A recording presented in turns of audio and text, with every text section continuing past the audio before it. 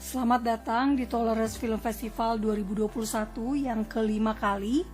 Hari ini saya akan membawakan pameran foto koleksi dari Henry Hara di Papua. Henry Hara ini adalah seorang tokoh yang cukup terkenal karena dia sempat menjadi guru dari Dalai Lama selama 7 tahun. Dan di masa mudanya Henry Hara ini adalah seorang pendaki gunung, salah satu puncak tertinggi dan tersulit yang pernah didaki manusia, yakni di Eiger di Swiss dan didaki oleh Hara. Dia ini juga seorang petualang ekspedisi yang mengikuti sejumlah ekspedisi, misalnya ekspedisi ke gunung-gunung di Pakistan, ekspedisi ke Amazon, ekspedisi di daerah-daerah yang pada masa itu adalah daerah-daerah yang mungkin belum pernah didatangi gitu. Nah, jadi dia cukup punya banyak petualangan dan dia memproduksi banyak buku dan juga dia membuat sejumlah film dokumenter. Nah, salah satu pengalaman Hara ternyata juga dia pernah naik ke puncak Kartens, salah satu gunung tertinggi di Papua dan salah satu gunung tertinggi di dunia bahkan. Jadi puncak paling tinggi di Indonesia adanya di Kartens di Papua, dan Hara ini mendaki Kartens pada tahun 1962. Nah, kita akan lihat sejumlah foto dari Hara ini, tapi sebelumnya saya akan mengajak Anda untuk melihat siapa sih Hara ini. Ini salah satu foto yang saya dapat dari koleksi fotonya Hara ya. Dia waktu itu sudah berumur dan fotonya ini saya tidak jelas dia ada di Papua atau Papua Nugini. Karena foto-foto yang saya dapat itu tulisannya adalah foto Hara di Papua Nugini. Nah, selama ini orang-orang selalu menyebutkan Papua sama juga dengan Papua Nugini gitu ya. Bagi orang-orang seperti orang-orang Eropa pada masa itu mengenalnya itu satu kesatuan. Nah, ini dia fotonya Hara. Nah, ini Hara di masa muda. Jadi dia sangat ambisius untuk menaklukkan puncak-puncak tertinggi di dunia. Dan pada masa itu tentu alatnya sangat sederhana ya dibandingkan dengan alat-alat yang dipunyai oleh para pendaki saat ini. Nah, ini Hara waktu dia mendaki gunung di Eiger di Swiss. Nah, ini Hara ketika sudah tua, dia masih tetap berhubungan baik dengan Dalai Lama. Nah, ini adalah wartawan Austria, Lehner namanya, yang mengungkap tentang Hara. Dia menyelidiki latar belakangnya si Hara yang orang Austria. Nah, umumnya pada masa itu orang-orang di Austria, di Jerman pasti bergabung dengan Nazi. Dan ternyata betul apa yang diduga oleh Lehner, ternyata memang Hara ini juga ikut dengan Nazi di tahun 1933. Nah, Lehner mewawancarai Hara waktu itu di kota kelahirannya Hara sendiri di Wittenberg tahun 1997. Nah, hasil penyelidikan investigasi dari Lehner ini ditulis dalam buku Hitler dan Himalaya. Nah, ini arsip Hara yang ditemukan oleh Lehner di Arsip Nasional dari Amerika. Jadi Hara ternyata anggota Nazi gitu. Dan ini sesuatu yang baru terungkap di tahun di masa kini, karena pada saat itu kisah hidup Hara di Tibet selama menjadi guru Dalai Lama selama 7 tahun akan difilmkan gitu. Dan akhirnya karena ada penemuan latar belakang sebagai Nazi ini terjadi perubahan dalam skenario film. Dan ini Hara di masa tua. Dia menyatakan bahwa dia sebetulnya tidak terlibat dengan Nazi gitu ya, dan dia hanya bergabung di Nazi sebagai pelatih ski dari tim Nazi.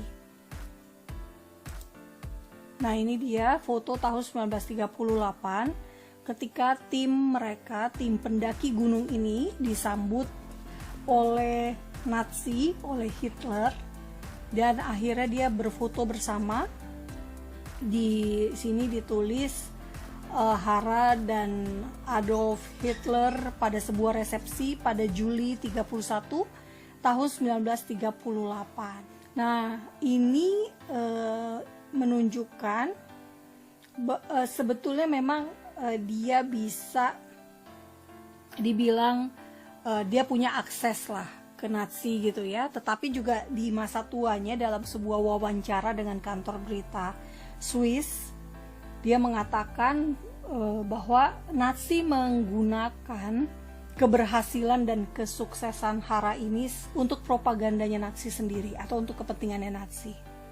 Nah, di sini di sebelah ini sebuah tulisan tangan dari Hara sendiri. Dia memverifikasi bahwa keanggotaannya di pasukan SS Nazi, atau bisa dibilang pasukan yang terkenal sebagai pasukan untuk yang menangkap-nangkapi orang-orang Yahudi ya, untuk dibawa ke Holocaust dan sebagainya. Nah, ini dia menjelaskan bahwa dia ikut di situ, dia menjadi anggotanya yang pada saat itu dia menjadi pelatih skinya. Dan dia mengaku dia tidak pernah memakai seragam Nazi kecuali pada saat dia menikah, di hari pernikahannya. Nah, jadi ini kontroversinya ya. Nah, ini foto dia dengan sejumlah petinggi Nazi dan tim untuk pendakiannya. Nah, ini Hara ketika di Papua menulis sebuah buku berjudul I Come from the Stone Age, saya datang dari masa batu, zaman batu. Karena waktu itu memang orang-orang di Papua masih hidup dalam keadaan seperti masa zaman dulu gitu ya. Itu dia. Jadi Hara menuliskannya sedemikian rupa. Nah, ini adalah puncak Kartens yang masih memiliki salju, glacier. Tapi sekarang semakin hilang seiring dengan pemanasan global. Nah, itu tadi dari kisah hidup Hara. Nah, kemudian saya akan mengajak Anda untuk melihat yang lain adalah dari fotonya Hara sendiri ya, hasil foto Hara di Papua. Oke, ini dia. Jadi ini adalah koleksi foto yang diambil dalam perjalanannya Hara ke Papua. Nah, Henry Hara adalah seorang pendaki gunung yang menjadi guru Dalai Lama, dan film Seven Years in Tibet yang diperankan oleh Brad Pitt merupakan adaptasi dari kisah Hara ini. Dari Tibet, Hara menjejakkan kaki di puncak Kartens, Papua pada tahun 1962. Sejarah mencatat nama Hara sebagai pendaki pertama Kartens, salah satu puncak gunung tertinggi di dunia. Namun pencapaian dan petualangan spektakulernya sebagai seorang pecinta alam tercoreng akibat rekam jejak masa muda Hara ini sendiri. Nah, jadi kita bisa lihat bahwa di Eropa, di Amerika, meskipun punya karir, punya nama besar, tetapi ketika orangnya itu terlibat dengan Nazi, maka itu menjadi sebuah sesuatu yang tidak bisa dibilang tidak dihargai lagi ya, tidak kurang dihargai. Nah, jadi saya ingin menginfokan bahwa apa yang dilakukan Hara di masa lalu justru membuat dia ini menjadi sosok yang kontroversi. Jadi pelajaran berharga dari kisah Hara ini adalah pencapaian terbaik sekalipun akan sia-sia jika terlibat atau mendukung atau bersimpati pada organisasi yang melawan kemanusiaan. Nah, ini pesan yang ingin saya sampaikan dari kisah hidup Hara. Nah, ini bisa Anda lihat buku Hara pada tahun 1962, dan ini adalah foto Hara di Papua ketika naik ke puncak Kartens. Nah, ini salah satu edisi buku Hara, yakni mengambil Asmat ya, pria Asmat. Nah, tahun 1962 Papua itu masih dikuasai Belanda. Jadi nama Papua Nugini diberikan oleh Kapten Nugini diberikan oleh Kapten Spanyol Yingo Ortiz de Retes pada tahun 1545 untuk Pulau Papua. Nah, de Retes menganggap ada kemiripan warna kulit orang Guinea di Afrika Barat dengan Papua. Nah, nama Papua baru muncul dalam tulisan di Eropa saat Kapten Portugis Antonio de Abreu gitu ya, tiba tahun 1551. Jadi itulah yang tadi saya katakan, satu pulau itu masih dianggap semuanya namanya sama ya, Nugini. Ini adalah pesawat Cessna pada masa itu. Ketika itu Hara dan kawan-kawannya bisa jadi juga naik pesawat ini. Nah, ini adalah tim porter atau pembawa barang-barang ketika mereka naik ke Kartens. Bisa dilihat di sini, Anda semua bisa saksikan.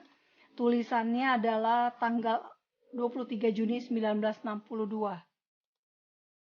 Nah, ini dia, Anda bisa lihat para porter ini bekerja untuk membawa beda-beda ya, untuk membawa barang-barang. Nah, ini saya akan memperlihatkan bongkahan es yang dipegang oleh si porter pada masa itu, pada tahun itu. Nah, ini Honai di wilayah Wamena. Nah, ini semua koleksi foto dari Hara ya. Ini orang-orang dari suku Dani. Anda bisa lihat. Nah, ini juga dari suku Dani. Ini foto dari Hara semua.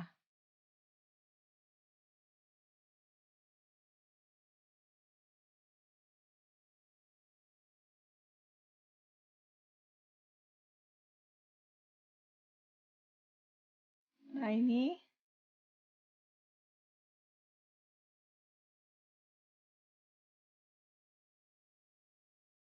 jadi ada hiasan hidung seperti ini ya Bapak Ibu.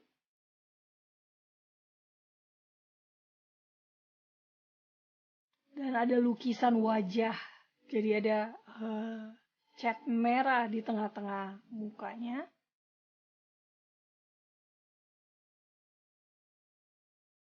Nah, ini juga.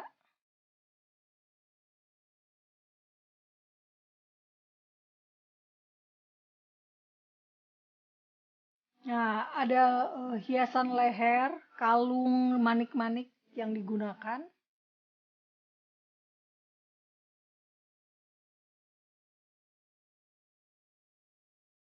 Nah, kalau ada pakai koteka itu berarti orang-orang suku Dani ya. Nah, ini ada foto-foto orang-orang tersenyum yang saya tampilkan di sini. Nah, ini orang suku Asmat. Karena kalau suku Asmat biasanya mereka menggunakan hiasan-hiasan dari bulu burung ya sebagai aksesoris tubuh atau kepala mereka. Seperti ini.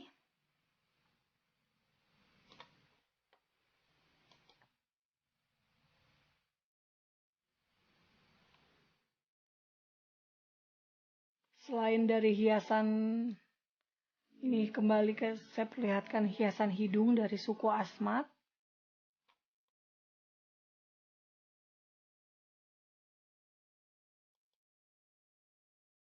Ini dia. Nah, suku Asmat tidak pakai koteka ya, jadi umumnya tidak telanjang saja. Tetapi karena pada masa itu, nah ini dari suku Asmat, biasanya mereka di lengan ada hiasan dari anyaman seperti ini. Atau yang perempuan menggunakan cawat ya. Nah, pada masa itu misionaris-misionaris asing sudah ada di Papua sehingga mereka juga sudah mengenal cara berpakaian. Beberapa sudah mengenal cara berpakaian. Nah, ini masih di Asmat. Ini Anda bisa lihat tengkorak.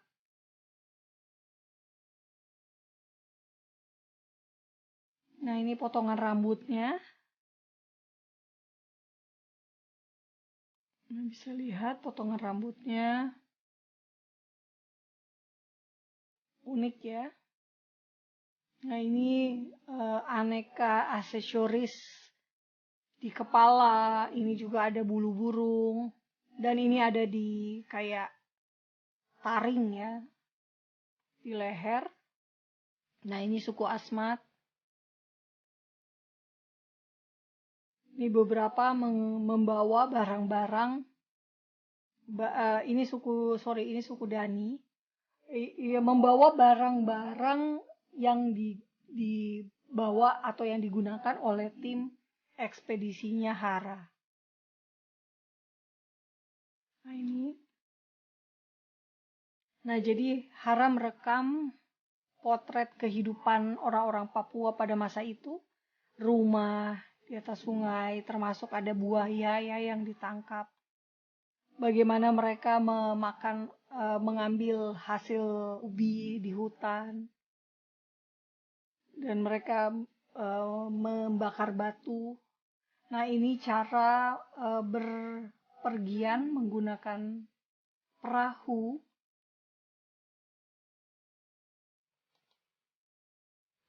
Nah, seperti ini. Jadi koleksi foto Hara ada yang pada saat dia datang ke Kartens dan setelah itu dia kembali lagi, dia datang lagi ke Papua. Ada foto yang lebih baru. Nah, ini juga foto yang diambil oleh Hara.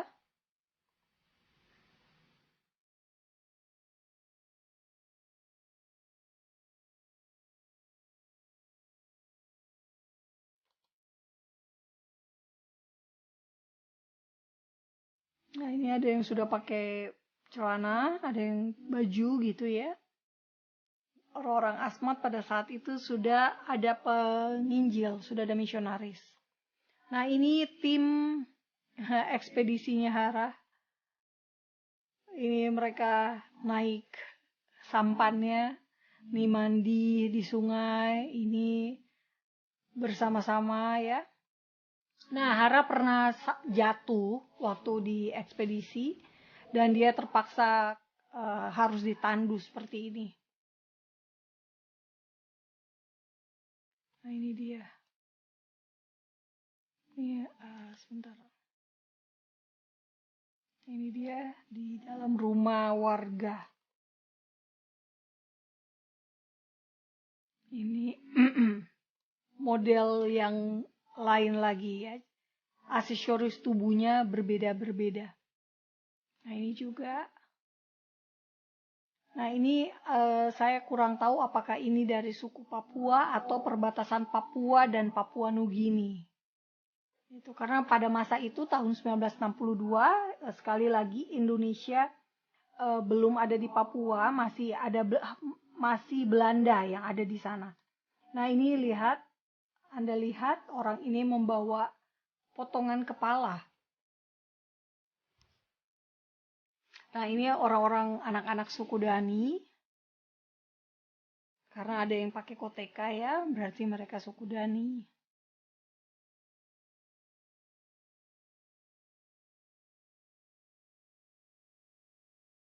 Nah ini pemandangan alam yang diambil atau difoto oleh Hara sendiri. Anda bisa lihat ya keindahan Papua yang menarik minat para petualang atau ekspedisi mancanegara.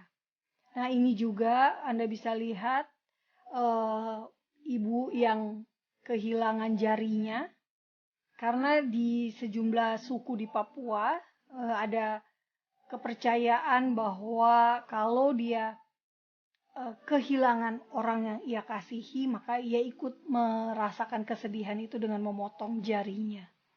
Nah, ibu ini kehilangan sejumlah jarinya. Dan ini anak yang dibawa dengan noken.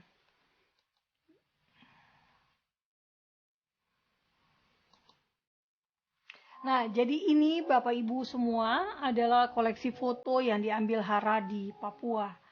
Jadi pada masa itu Hara datang ke Papua untuk naik gunung, untuk mendaki Kartens. Tetapi di saat yang sama dia juga menuliskan buku dari pengalamannya itu. Dan saya yakin tidak banyak mungkin yang tahu ya di Papua atau juga orang Indonesia pada umumnya tentang sosok Hara ini.